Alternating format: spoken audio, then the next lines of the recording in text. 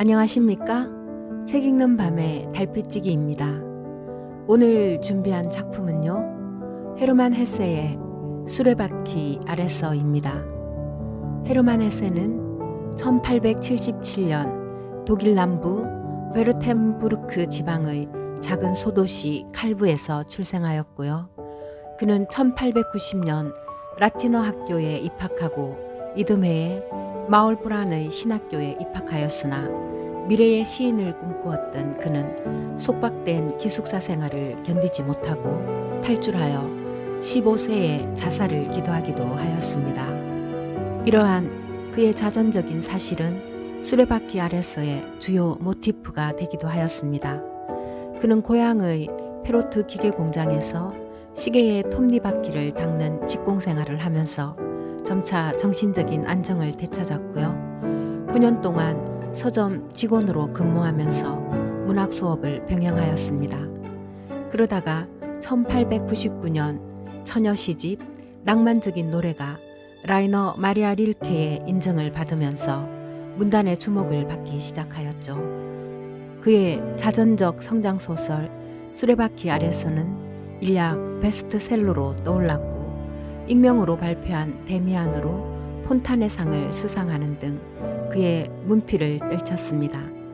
그러나 가정적으로는 그다지 행복하지 못했었고요. 2명의 아내와 이혼하면서 신경쇠약에 걸리기도 하였습니다. 헤세의 많은 작품에는 인간의 본질적 정신을 찾기 위해 문명의 기존 양식들을 벗어난 인간을 다루고 있으며 철학적인 문제와 인간의 운명이 깊이 연관을 맺고 있습니다. 이 작품 수레바퀴로 표현되는 온갖 구시대적인 사회제도의 굴레에서 벗어나 마음껏 자아의 개성을 실현하고자 하는 지향이 강하게 표현되어 있다는 점은 19세기 낭만주의 문학 사조를 대표하는 작품이라고 할 수 있습니다. 그럼 헤르만 헤세의 수레바퀴 아래서 지금 낭독을 시작합니다. 경험에 의하면 신학교 학생들은 4년간의 수도 생활에서 하나씩 없어지는 게 보통이다. 때로는 죽는 사람도 있어 찬송가와 함께 묻히기도 하고 친구들의 배웅 아래 고향으로 보내지기도 한다. 그리고 때로는 도망가는 사람도 있고 특별한 죄 때문에 태교당하는 자도 있다. 아주 드물게 상급생에게만 일어나는 일이지만 앞날에 대해 어찌해야 좋을지 모르는 막막한 청춘의 괴로움에서 벗어나기 위해 권총이나 투신에 의해서 인생의 어두운 퇴로를 선택할 때도 있다. 한스 기벤라트 반에서도 서너 명의 친구가 사라졌다. 더욱 이상스러운 것이 우연히도 모두 헬라스 방의 아이들이었다는 사실이다. 헬라스 방에는 힌두라는 별명을 가진 힌딩어라는 금발의 얌전한 꼬마가 있었다. 그 소녀는 종교적으로 고립된 알고이 지방의 양복점집 아들이었다. 그는 매우 조용한 아이로 자살로 인해 사람들 입에 오르내렸으나 그것도 얼마 가지 않아 대수롭지 않게 되었다. 힌딩어는 검소한 궁정명 악사 루치우스의 짝으로서 그와 매우 사이좋게 지냈으며 다른 아이들보다는 좀 특별한 관계였다. 그 외에는 친구가 없었다. 그가 죽은 후에야 비로소 헬라스방 아이들은 말없고 선량한 이웃으로서 힌딩어의 존재를 알게 되었다. 1월의 어느 날 힌딩어는 말못에 스케이트를 타러 가는 친구들 틈에 끼었다. 그는 스케이트를 가지고 있지 않았고 그저 한번 구경만 하고 싶을 뿐이었다. 그러나 곧 추워졌으므로 몸의 한기를 없애기 위하여 뚜기로 발을 구르며 걸어 다녔다. 그 다음은 다른 박질이 되더니 들판 저쪽 너머에 조그만 호숫가까지 나오게 되었다. 그곳은 좀 더 따뜻한 물이 흐르고 있었기 때문에 살얼음이 살짝 얼었을 뿐이었다. 그는 조심스럽게 갈대를 헤치고 들어갔다. 그러더니 그만 기슭가에 주저앉고 말았다. 잠시 동안 허우적거리며 소리를 질렀으나 누구 하나 듣는 이 없이 어둡고 차가운 물속에 그대로 가라앉고 말았다. 2시 무렵 오후 수업이 시작되었을 때야 겨우 그가 없어진 것을 알게 되었다. 힌딩어는 어디 있지요? 하고 조 교수가 물었다. 누구 하나 대답하는 사람이 없었다. 헬라스 방을 찾아봐요. 그러나 거기에도 그의 흔적은 없었다. 지각한 모양이군. 그가 없더라도 시작합니다. 74페이지 제7구절을 펴시오. 이런 일은 2분 다시 없도록 합시다. 여러분은 시간을 잘 지켜야 합니다. 3시가 되어도 여전히 힌딩어가 오지 않았으므로 선생은 걱정이 되어 교장 선생에게 사람을 보냈다. 교장 선생은 즉시 교실로 와서 심상치 않은 사태에 관해 물어보고는 곧 10명의 학생과 조수와 조교를 시켜 찾으러 내보냈다. 남은 학생들에게는 받아쓰기 연습을 시켰다. 4시에 조교수는 노크도 없이 교실에 들어와 나지막이 교장 선생에게 보고하였다. 조용히 하고 선생은 명령하였다. 학생들은 의자에 꼼짝 않고 앉아서 마른 침을 삼키며 선생을 쳐다보았다. 제군의 하구 힌딩어는 교장 선생은 소리를 낮추어 말을 계속하였다. 못에 빠져 죽은 것 같아. 제군들도 그를 찾는데 조력해야겠다. 마여 교수가 제군들을 지휘할 테니 모두들 그의 명령에 따르고 개별 행동을 해서는 안 된다.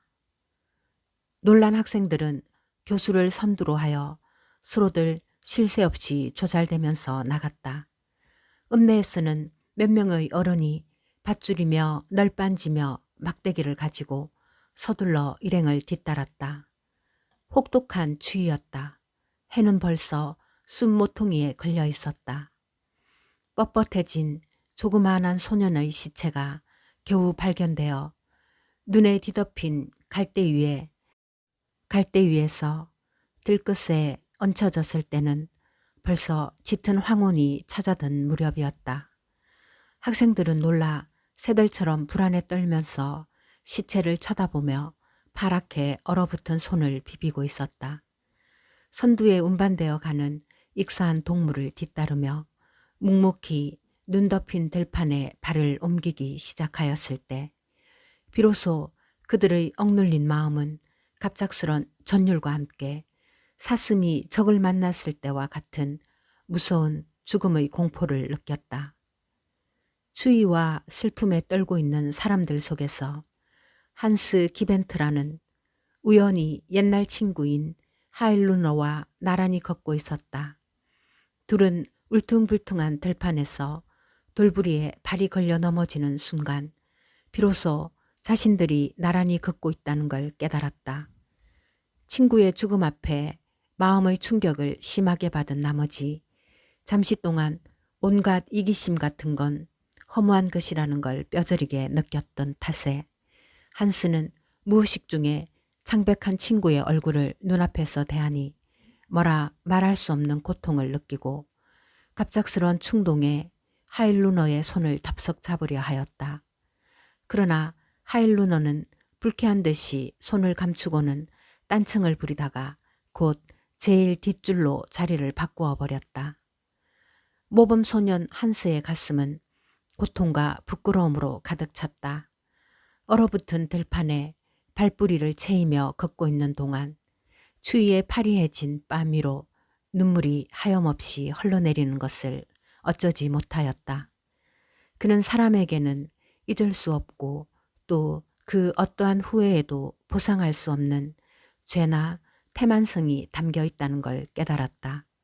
선두에 높이 치켜든 들끝에 담겨 있는 것은 양복점 주인의 어린 아들이 아니라 친구 하일루너가 되어서 성적이며 시험이며 월계관이나 아닌 양심의 맑음과 더러움을 중요하게 여기는 다른 세계로 한스의 불성실에 대한 고통과 노여움을 싣고 가는 것 같이 생각되었다.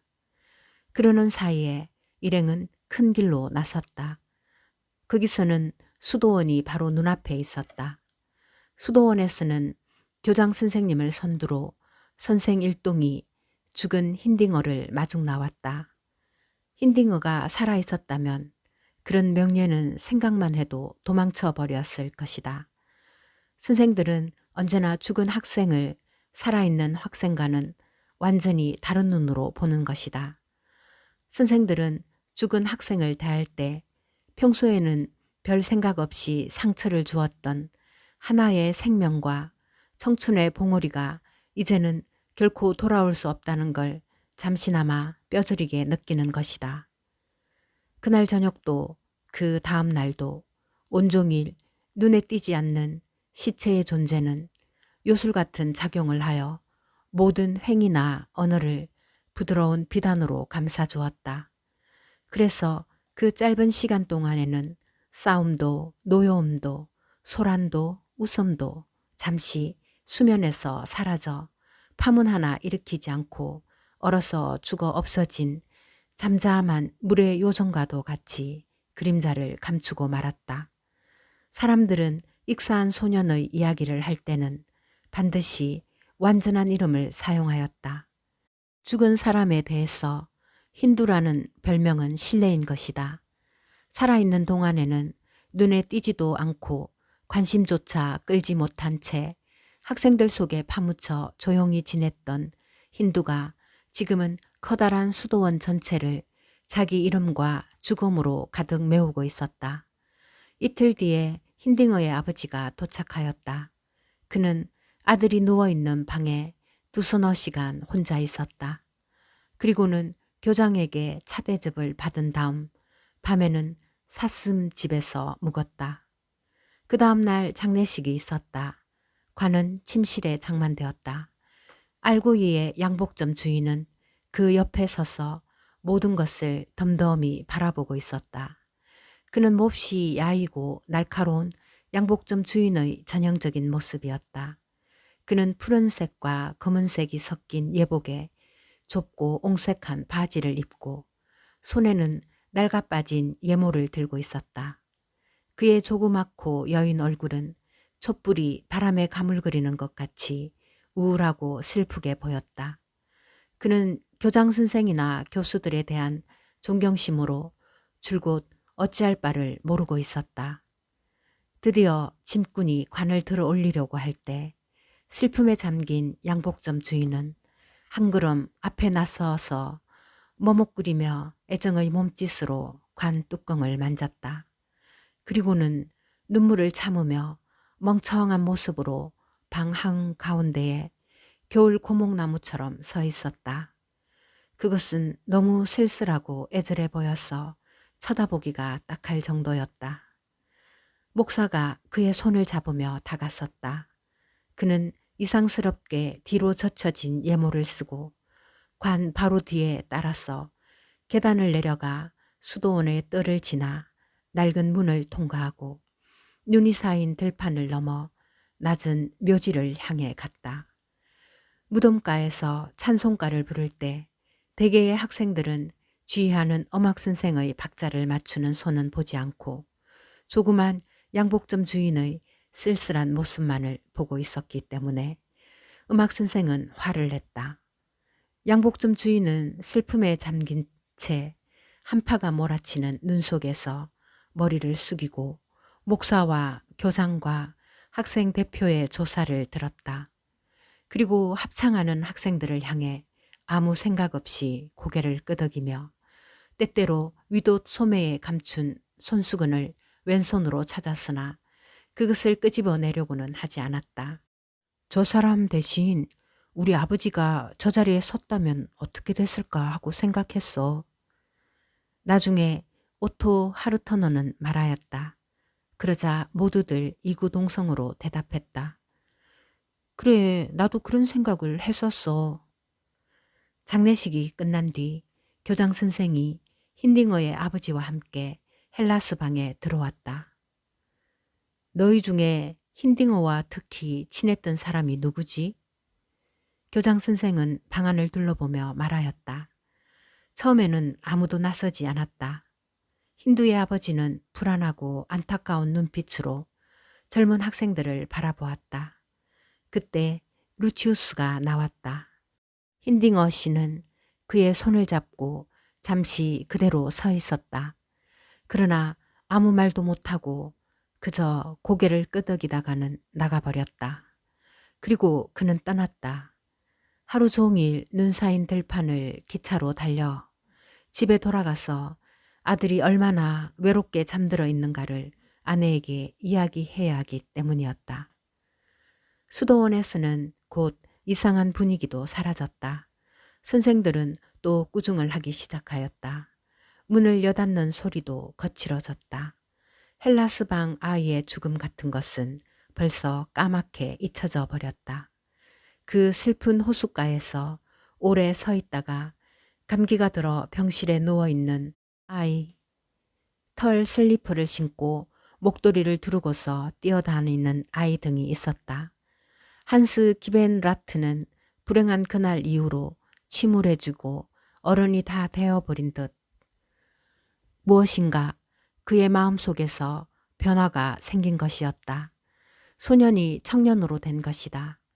말하자면 그의 마음은 다른 세계로 옮겨져 거기서 불안스럽게 마음의 안정을 얻지 못한 채 아직 휴식처를 찾지 못하고 있었다. 그 원인은 죽음에 대한 공포도 선량한 힌두에 대한 애도 때문에도 아니었다. 오직 하일루너에 대해 별안간 눈뜬 제어식 때문이었다. 하일루너는 다른 두 학생과 함께 병실에 누워서 뜨거운 차를 마시고 있었다. 그것으로 힌딩어가 죽을 때 받은 인상을 정리하고 훗날 시를 쓰는 데에 이용할 수 있도록 시간을 벌자는 것이었다. 그러나 그것도 그에게는 별 대수로운 일이 아니었다. 그는 오히려 병으로 수축해진 얼굴을 하고 환자들 간에도 말을 건네지 않았다. 감금의 벌을 받고부터 고독에 사여 있었으며 그의 예민한 감수성과 고독한 마음은 쓰디쓴 상처를 입었다. 선생들은 그를 혁명적인 불평분자로서 엄격히 감시하고 학생들은 그를 피했다. 또한 조교들은 비꼬는 친절로서 그를 대하였다. 그러나 그가 버타는 세익스피어나 실러나 레나우는 그를 압박하고 굴종을 강요하는 현실 세계와는 달리 그에게 가장 힘차고 멋진 세계를 보여주었다. 그의 수도사의 노래는 처음에는 세상을 등진 은둔자와 같은 우울한 음조를 띠고 있는 것에 지나지 않았으나 차츰 수도원이나 선생이나 동급생에 대한 신랄하고도 정오에 가득 찬 언어의 집대성이 되어갔다. 그는 고독 속에서 시금틀틀한 순교자의 쾌감을 맛보았다. 그는 이해받지 못하는 데에 만족감을 느끼면서 가차없고 모멸적인 수도사의 노래로 인해 소영웅적인 희열에 젖어 있었다. 장례식을 치른 후 일주일이 지나서 환자 둘이 완쾌되고 하일루너 혼자 침실에 누워있을 때 한스가 찾아왔다. 한스는 낯을 붉히며 인사를 하고 의자를 침대 곁에 가지고 와 앉아서 환자의 손을 잡으려고 하였다. 그러나 환자는 불쾌한 듯이 벽을 향해 돌아 누우며 매우 못마땅한 표정을 지었다. 그러나 한스는 굽히지 않았다. 붙잡은 손을 힘있게 쥐고서는 예전 친구의 얼굴을 억지로 자기 쪽으로 돌리려고 하였다. 하일루너는 화가 치밀어서 입술을 삐죽거렸다. 도대체 어쩌자는 거야? 한스는 그의 손을 놓지 않았다. 내 말을 들어줘. 그는 말하였다. 나는 그때 비겁하게도 너를 배반하고 말았지. 그러나 그때 내가 어떤 입장이었는가를 너는 알고 있잖아. 신학교에서 우수한 성적을 얻어서 될 수만 있으면 첫째가 되려고 했지.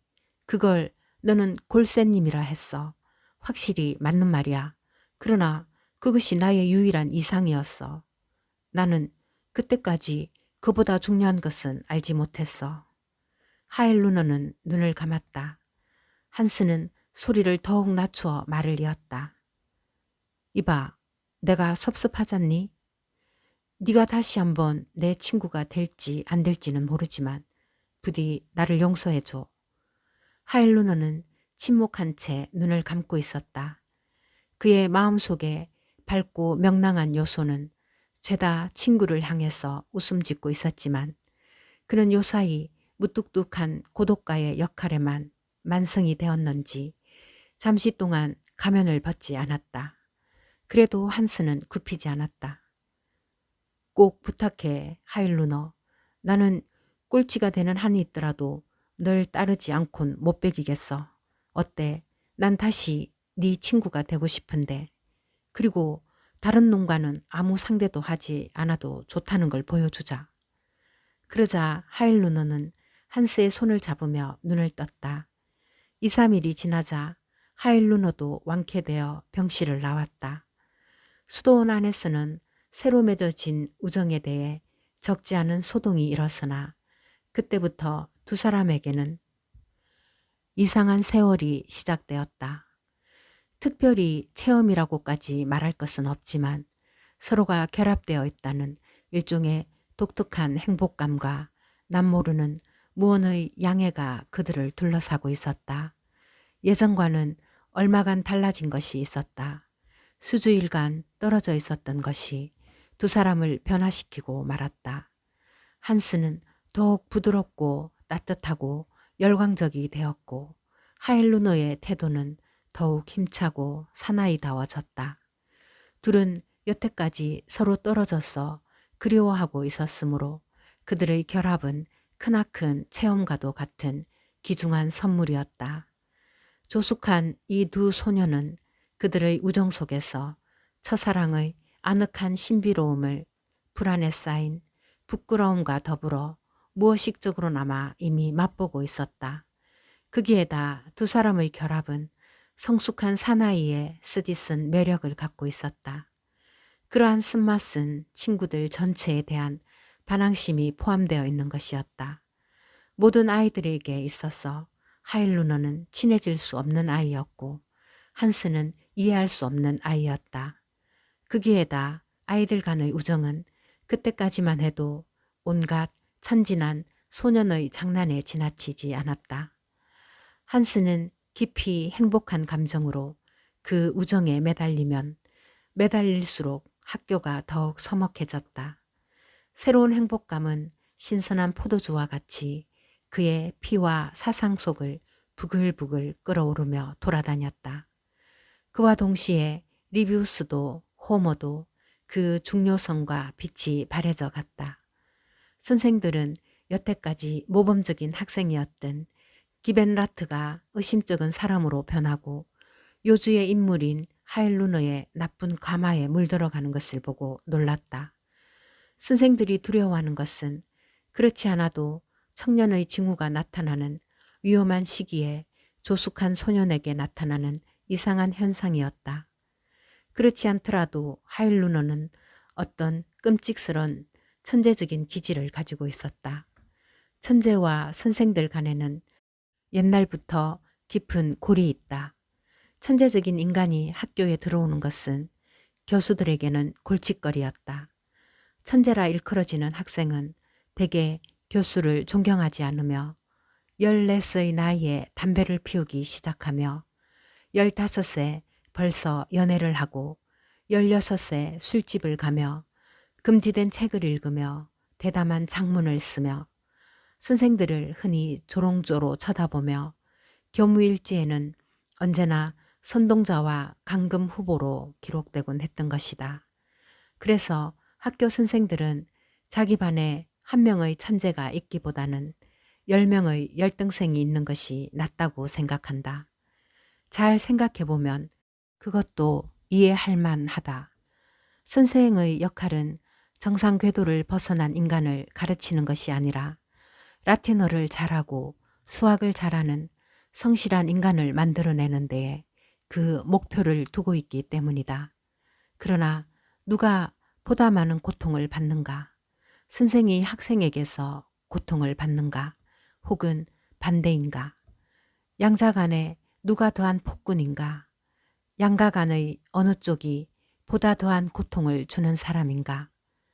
다른 사람의 마음과 생활에 상처를 입히고 망치는 것은 양자 중 어느 쪽인가? 그것을 검토해 본다면 누구나 괴로운 기분이 되고 노여움과 부끄러움으로 자기의 젊은 시절을 회상하는 것이다. 그러나 그것은 우리가 상관할 바가 아니다. 참으로 천재적인 인간이라면 상처는 대개 잘 치료되고 학교에 굴하지 않는다. 그리하여 좋은 작품을 발표하여 훗날 죽어서도 시간적 간격이라는 유쾌한 후광에 쌓여 몇 세대에 걸쳐 후세의 학교 학생들에게 고귀한 인물로서 모범이 되는 것이다. 이와 같이 하여 학교에서 학교로 규율과 정신 사이의 싸움은 반복되는 것이다. 또한 국가와 학교는 매년 나타나는 훌륭한 정신을 가진 몇 사람을 타도하고 뿌리채 뽑아버리려고 숨가쁘게 노력하는 걸 우리는 언제나 쉽게 볼 수 있다. 그리고 언제든지 다름 아닌 학교 선생에게서 미움을 받은 자, 자주 벌을 받은 자, 탈출에 성공한 자, 추방된 자들이 먼 훗날 우리의 보물이 되는 것이다. 그러나 많은 사람은 그 수가 얼마나 되는지 누가 알겠는가? 반항 속에 자신을 망치고 파멸하고 마는 것이다. 전통적인 학교 원칙에 따라서 이 두 사람의 젊은 변태자가 이상하다고 느껴지자 이내 사랑 대신 엄격함이 한층 더 가중되었다. 다만 가장 성실한 히브리어 연구자로서 한스를 자랑으로 여기던 교장만은 불합리한 구제책을 시도하였다. 그는 한스를 자기 집무실로 불러들였다. 집무실은 옛날 원장주택의 아름다운 그림 같은 조망창을 가진 방으로서 전설에 의하면 가까운 크리트링엔 출신의 독토르 파우스트가 여기서 일칭어 술을 즐겨 마셨다는 곳이다. 교장은 상당히 실무적인 수완이 있었다. 뿐만 아니라 학생들에 대해서는 일종의 호인다운 호의를 가지고 있어서 늘상 학생들을 자네라고 호칭하였다. 그의 커다란 결점은 자부심이 지나치게 강하다는 것이었다. 그 결점으로 인해 그는 가끔 교단에서도 식은땀을 훔칠 정도로 큰 소리를 치곤 했다. 또 자기의 세력이나 권력이 조금이라도 도전받는 것을 참지 못했다. 그에게는 어떠한 항의를 하는 것도 어떠한 과오를 고백하는 것도 용납되지 않았다. 그래서 무기력하고 교활한 학생들은 그와 잘 통했으나 기백 있고 정직한 학생들은 잘 조화를 이루지 못했다. 왜냐하면 약간만 반대의 암시를 던져도 그는 쉽사리 발끈하고 이성을 잃고 말기 때문이다. 또한 격려하는 눈초리와 감명 어린 어조로서 아버지를 대신하는 친구의 역할을 맡아보는 데 있어서 그는 명수였다. 이번에도 그는 그 수법을 연출하려는 것이다. 앉아요, 기벤라트.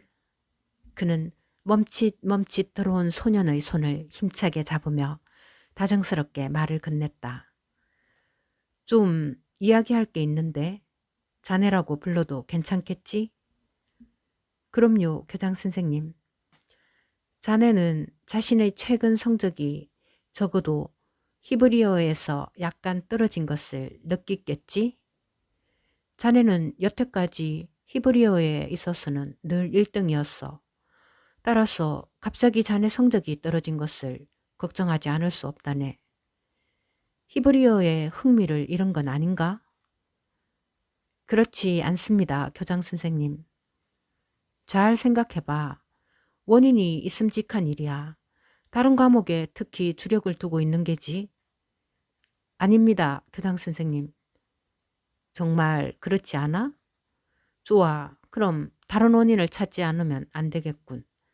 그 이유를 말해줄 수 있겠나? 모르겠습니다. 저는 언제나 숙제를 했습니다. 확실히 그렇다. 그러나 그것이 성적 떨어진 것과는 상관이 없어. 자네는 물론 숙제를 잘 해왔다. 그것은 자네의 의무였으니까. 그러나 전에는 자네가 그 이상으로 흥미를 갖고 공부한 게 사실이야. 그런데 나는 자네가 뭐 때문에 이렇게 갑자기 열이가 식어버렸는가에 의문이 생긴 것이야. 혹시 아픈 데라도 있는 것은 아니지? 아닙니다. 그렇지 않으면 두통이라도 있나? 물론 보기에도 그리 건강하지는 않은 것 같군. 네, 이따금씩 두통은 납니다. 매일 숙제가 너무 많아서 그러나? 아닙니다. 결코 그래서가 아닙니다. 그렇지 않으면 다른 책이라도 많이 읽나? 솔직히 말해봐. 아닙니다. 저는 거의 아무것도 읽지 않고 있습니다. 교장 선생님, 정말 모를 일이군. 역시 어딘가에 문제가 있을 텐데 노력하겠다는 걸 약속해 주겠나? 한스는 교장 선생이 내민 손에 자신의 손을 얹었다. 교장 선생은 엄숙하면서도 온화한 눈매로 그를 바라보았다. 그러면 좋아요, 좋아. 이 사람아, 피곤하지 않도록 해야지. 그렇지 않으면 바퀴밥이 되고 말 테니까. 교장은 한스의 손을 잡았다. 한스는 안도의 숨을 내쉬며 입구로 걸어 나갔다. 그때 교장이 다시 한스를 불러 세웠다. 좀 더 묻겠는데, 기벤라트, 자네는 하일루너와 친하게 교제하고 있는 모양이더군. 네, 그렇습니다. 다른 학생들보다 친하게 사귀고 있다지? 네, 그렇습니다. 그는 제 친구입니다. 대체 어떻게 된 일인가? 자네들 둘은 성격도 아주 틀린데? 모르겠습니다. 그는 저의 좋은 친구입니다. 내가 자네 친구를 못마땅하게 여기고 있는 걸 자네도 알고 있지 않나? 그는 불평만 늘어놓는 사람이야. 재능은 있을지 모르지만 그는 아무것도 하지 않고 자네에게도 좋은 가마를 줄 수는 없을 거야. 자네가 그를 멀리한다면 참 좋을 텐데 어떤가? 그렇게 할 수 없습니다, 교장 선생님. 안 돼? 그 이유가 뭔가? 그는 제 친구인걸요. 쉽게 그를 저버릴 수는 없습니다. 그러나 다른 친구와 좀 더 가까이 지낼 수도 있지 않나? 저 하일루너의 나쁜 영향을 받고 있는 것은 자네뿐이야. 그 결과는 벌써 눈에 보여. 그의 어떤 점이 특히 마음에 드는 건가? 제 자신도 모르겠습니다. 그러나 서로 좋아하고 있습니다. 그를 버리는 것은 비겁합니다. 그래, 그래. 그렇다면 강요는 하지 않겠네. 그러나 차츰 그에게서 멀어지기를 바라네. 그렇게 되면 내게도 아주 기쁜 일이야. 아주 기쁜 일이야. 마지막 말에서는 처음에 온화한 흔적은 하나도 보이지 않았다. 한스는 이제 돌아갈 수 있었다.